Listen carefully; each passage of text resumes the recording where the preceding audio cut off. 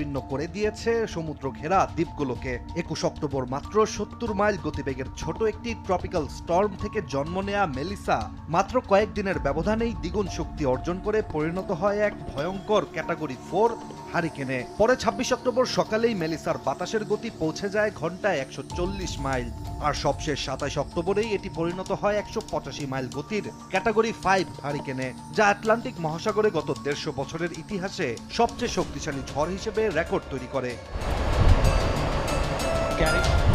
মূলত আটলান্টিক মহাসাগরে গভীর সমুদ্রের উষ্ণ পানি আর ওই অঞ্চলের উপরের স্তরের শান্ত বায়ুপ্রবাহ একসাথে মিলেই সৃষ্টি হয় একটি পারফেক্ট স্টর্ম, যার নাম দেয়া হয় মেলিসা। মার্কিন যুক্তরাষ্ট্রের একটি বিমানের ধারণ করা ফুটেজে দেখা যায় মেলিসার ভয়াবহ রূপ। আর আন্তর্জাতিক গণমাধ্যমের তথ্য অনুযায়ী আবহাওয়াবিদরাও আগেই সতর্ক করেছিলেন এটি হবে শতাব্দীর ভয়াবহতম ঝড়। 21 অক্টোবর জন্ম নেয়া ছোট্ট ট্রপিক্যাল স্টর্মটি 28 অক্টোবর ক্যাটাগরি